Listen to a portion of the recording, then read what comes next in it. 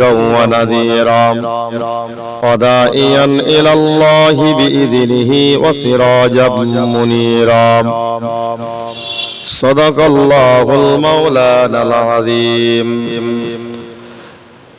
সর্বপ্রথমে প্রশংসা জ্ঞাপন করেছি সেই মহান আল্লাহর দরবারে যিনি আমাদেরকে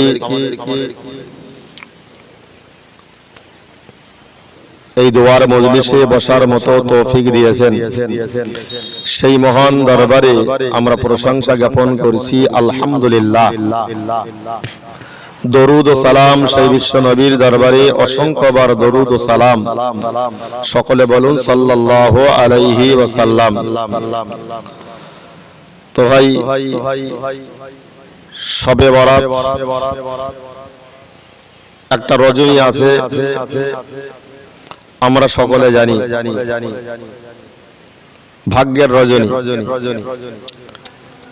আগামী তো রমজান রয়েছে, রমজান শরীফেও লাইলাতুল কদরের রাত আছে। এই সমস্ত রাতগুলো বরকতময় রাত। এই রাতগুলোতে আমাদেরকে বেশি বেশি পরিমাণে কোরআন তেলাওয়াত করা, নফল ইবাদত করা, নিজের গুনাহের জন্য মহান আল্লাহর কাছে ক্ষমা ভিক্ষা চাওয়া। আমাদের পরিবার পরিজন যারা দুনিয়া হতে বিদায় হয়ে গেছে, তাদের রুহের মাগফিরাতের জন্য মহান আল্লাহর কাছে ক্ষমা চাওয়া। এই রাতগুলোতে দোয়া কবুল হওয়ার সম্ভাবনা বেশি।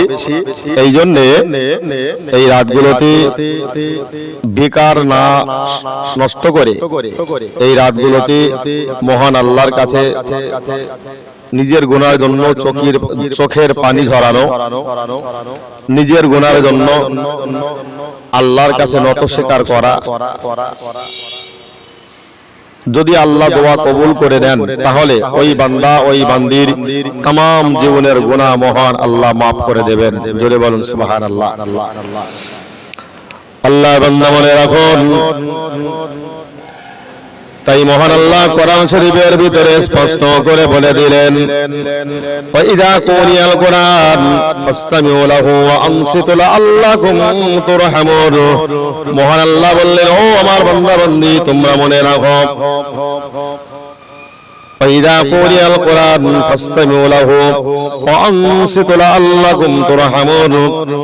যেখানে কোরআন তেলাওয়াত হয়, কোরআনের আলোচনা হয়, তোমরা চুপচাপ করে শোনো।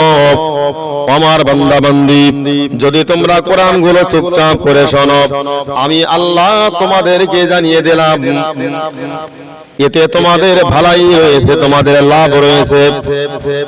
যদি আমরা কোরআনের আলোচনাগুলো আমরা যদি ভালোভাবে যদি আমরা মন কান দিয়ে মনটা লাগিয়ে দিয়ে যদি আমরা আল্লাহর পাক কালাম কোরআন শরীফের আলোচনা শুনি, নিশ্চিত ওই মজলিসটাতে মহান আল্লাহর পক্ষ থেকে রহমত নাজিল হয়। জোরে বলুন সুবহানাল্লাহ। আল্লাহর বান্দা মনে রাখুন, কিতাব ও লেখকরা স্পষ্ট করে লিখেছেন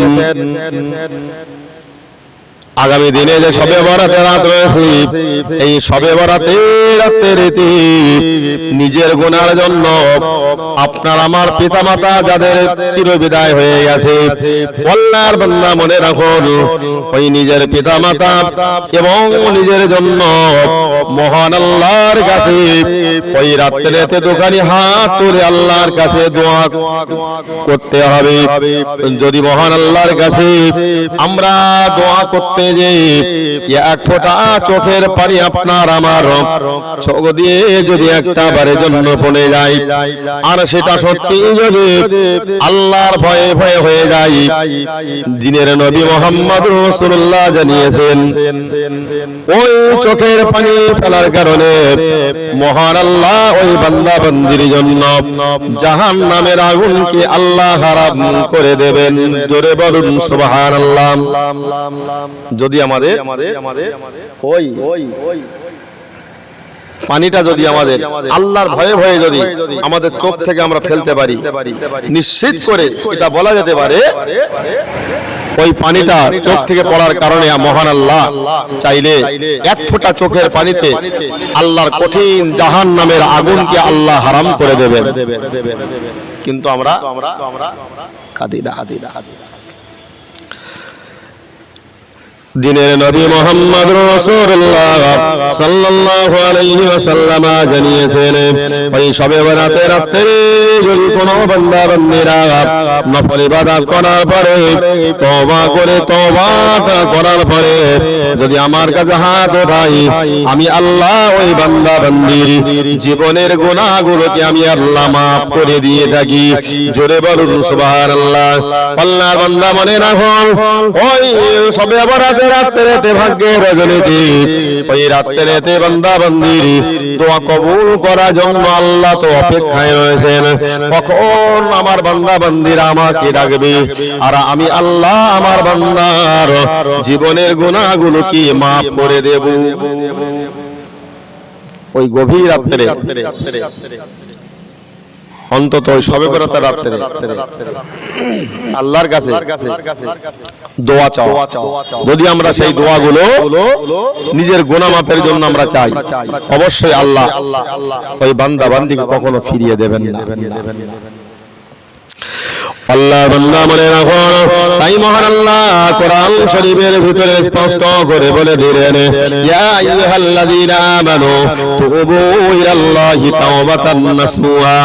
মহান আল্লাহ কোরআন শরীফের ভিতরে স্পষ্ট করে জানিয়ে বলে দিলেন, আমার বান্দা বান্দি তোমরা মনে রাখো, ইয়া আইয়ুহাল্লাযীনা আমানু, হে ঈমানওয়ালা মানুষেরা তোমরা মনে রাখো, তুবু ইলাল্লাহি তাওবাতান নাসুহা, তোমরা আমার কাছে খাঁটি খালেস নিয়েতে তওবা করো, আমি আল্লাহ তোমার তওবাটা কবুল করে নেব।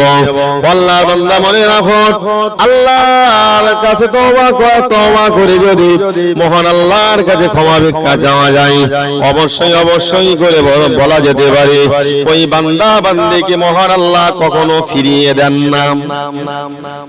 যদি তওবা করে আল্লাহর কাছে ক্ষমা ভিক্ষা চাই, অবশ্যই আল্লাহ আপনার আমার तमाम জীবনের গুনাহগুলোকে আল্লাহ maaf করে দেবেন।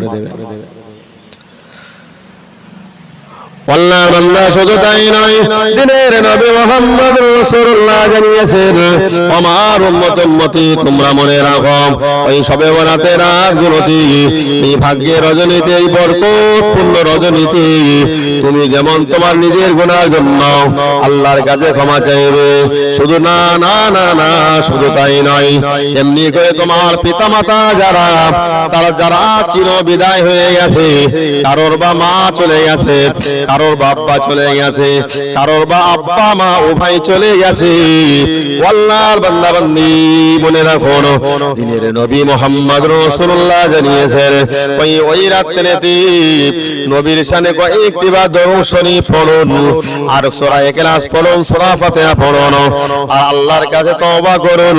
তওবা করে নিজের গুনাহের জন্য, নিজের পিতামাতার জন্য, পাড়া প্রতিবেশী, নিজের বংশীয় লোক যারা চলে গেছে তাদের জন্য মহান আল্লাহর কাছে ক্ষমা চান। সন্তানের দোয়া পিতামাতার জন্য আল্লাহ দরবারে কারেন্টের মতো কবুল হয়। যদি আমরা সঠিকভাবে আল্লাহকে আমরা ডাকতে পারি, অবশ্যই আল্লাহ আপনার আমার तमाम জীবনের গুনাহকে আল্লাহ maaf করে দেবেন। আল্লাহর বান্দা শুধু তাই নয়, দিনের নবী মুহাম্মদ রাসূলুল্লাহ সাল্লাল্লাহু আলাইহি ওয়াসাল্লাম হাদিস শরীফের ভিতরে জানান, তোমরা তোমাদের মা বাপের ওই কবরে ধারে গিয়ে শুধু সালামটা জানিয়ে সূরা ফাতিহা শরীফ দরুদ শরীফ পড়ে আল্লাহর কাছে দোয়া চান। অবশ্যই অবশ্যই করে বলা যেতে পারে, মহান আল্লাহ পিতামাতার জন্য সন্তানের দোয়া আল্লাহ কবুল না করে থাকতে পারেন না, কবরের ধারে গিয়ে শুধু এতটুকু আপনি বলুন, ও রব্বুল আলামিন আল্লাহ, এই কবরে আমার মা বাপ শায়িত আছে, শুয়ে আছে, এই কবরস্থানে আমার মা বাপ শুয়ে আছে আল্লাহ, আমি সন্তান বলছি আমার মা বাপের তামাম জীবনের গুনাহগুলোকে আল্লাহ আপনি মাফ করে দিন। অবশ্যই আল্লাহ ওই বান্দা বান্দি তামাম জীবনের গুনাহকে আল্লাহ মাফ করে দেবেন। আমরা কবর জিয়ারত করি। আল্লাহ বান্দা মনে রাখুন, লোকে কবর জিয়ারত করলে কবর হতেও পারে নাও পারে, কিন্তু নিজের পিতামাতার জন্য আপনি আপনার পিতামাতার কবরের ধারে যান, সালামটা জানিয়ে সূরা ফাতিহা দরুদ শরীফ পড়ে দোকান হাত আল্লাহর কাছে ওঠান আর বলুন, ও রব্বুল আলামিন, এই কবরস্থানে আমার মা বাপ আছে আল্লাহ, আমি সন্তান বলছি আল্লাহ, এই কবরস্থানে আমার মা বাপ শহীদ আল্লাহ, না জানি আমার মা বাপকে কবরে কোন অবস্থায় কোন হালাতে রেখেছেন, ও রব্বুল আলামিন আল্লাহ মেহেরবানি করে এই কবরস্থানে আমার পিতা মাতার কবরে আল্লাহ যদি কোন আযাব দিয়ে থাকেন আল্লাহ, আমি সন্তান বলছি আমার পিতা মাতার ওই কবরের আযাবগুলোকে আল্লাহ আপনি মাফ করে দিন। জোরে বলুন সুবহানাল্লাহ। দেখবেন ওই সন্তানের দোয়া আল্লাহ কখনো ফিরিয়ে দেয় না। এই ভাগ্যের রজনীর রাতগুলোতে আল্লাহ নবী বললেন, ও আমার উম্মত উম্মতি, তোমরা মনে রাখো আমি দিনের নবী মুহাম্মদুর রাসূলুল্লাহ বলছি।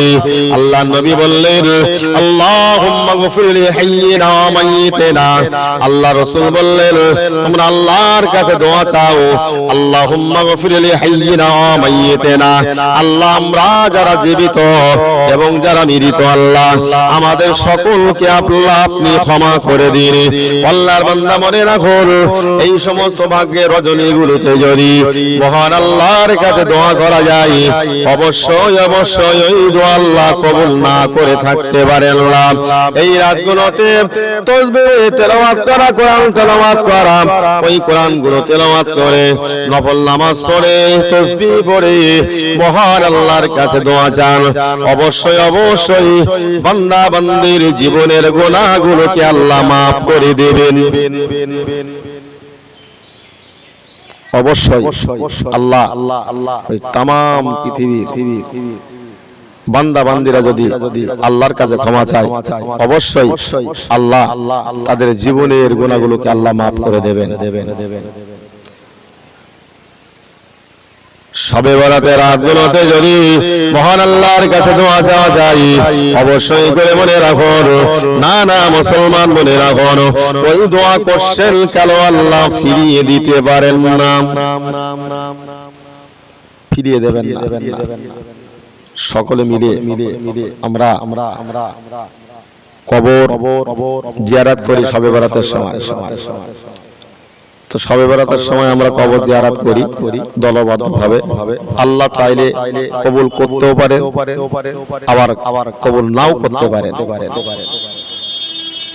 তাই নিজের মা বাপের জন্য নিজে কবরস্থানে গিয়ে দোকানে হাত তুলে সেই মহান আল্লাহর কাছে যদি আমরা দোয়া চাইতে পারি, তো অবশ্যই ওই দোয়া আল্লাহ কখনো ফিরিয়ে দেন না। সেদিকে যদি আমরা খেয়াল রেখে চলি, অবশ্যই আপনার আমার জীবনের যেমন লাভ, মৃত মানুষগুলো তাদেরও জীবনের অনেক লাভ।